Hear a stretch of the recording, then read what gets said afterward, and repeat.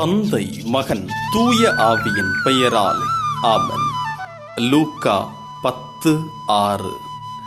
அமைதியை விரும்புபவர் அங்கு இருந்தால் நீங்கள் வாழ்த்தி கூறிய அமைதி அவரிடம் தங்கும். அன்பார்ந்தவர்களே, ஆண்டவர் முதலாவது அமைதியை விரும்பக்கூடியவராக இருக்கிறார்.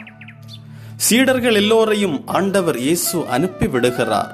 நீங்கள் எல்லோரும் இங்கிருந்து சென்று மற்ற இடங்களுக்கு செல்லும் பொழுது வாழ்த்துங்கள், அமைதி உங்களுக்கு உரித்தாக என்று சொல்லுங்கள். நீங்கள் செல்லுகின்ற இடங்களில் இருக்கிறவர்கள் அமைதியை ஏற்றுக்கொள்ளக்கூடியவர்களாக இருப்பாரானால் நீங்கள் சொல்லுகின்ற அமைதி அது தங்கி நிலை பெறும்.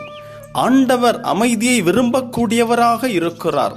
சீடர்கள் கடந்து சென்று அறிவிக்கின்ற அந்த மக்கள் எல்லோரும் ஆண்டவருக்கு நெருக்கமானவர்களாக இருப்பார்கள் என்றால், ஆண்டவரை உள்ளத்திலே ஏற்று வைத்திருக்கக்கூடியவர்களாக இருப்பார் என்றால், சீடர்கள் கடந்து சென்று அவர்களோடு சில வார்த்தைகள் பேசுகின்ற பொழுது ஆண்டவரின் அருள் அங்கே அளவின்றி பாய அதிகமாய் வாய்ப்பிருக்கிறது.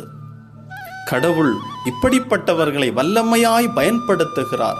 அவர்கள் அங்கிருந்து கடந்து மற்றவர்களுக்கு வாழ்த்துகின்ற பொழுது அது அளவுக்கு அதிகமான நன்மைத்தனத்தை சுமந்து செல்லக்கூடிய ஒரு நிலையாக இருக்கிறது.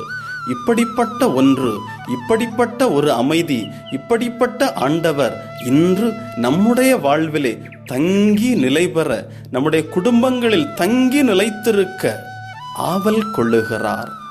நம் வாழ்வை அர்ப்பணிப்போம். ஜெபம். ஆண்டவரே, என்னுடைய வாழ்வை உமக்கு அர்ப்பணிக்கிறேன். ஆண்டவரே, உம்முடைய அமைதிக்காய் ஏங்கி ஏக்கத்தோடு ஆவலோடு இருக்கிறேன்.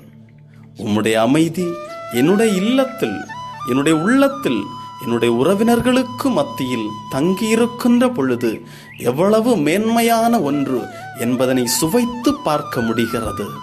ஆண்டவரே, உம்முடைய அமைதியில் என்னை பரிசுத்தப்படுத்துவீராக. உம்முடைய அமைதியின் நற்கனிகளை நான் உணர்ந்து கொள்ளச் செய்வீராக. என் வாழ்வை உமக்கு அர்ப்பணிக்கிறேன். ஆமென்.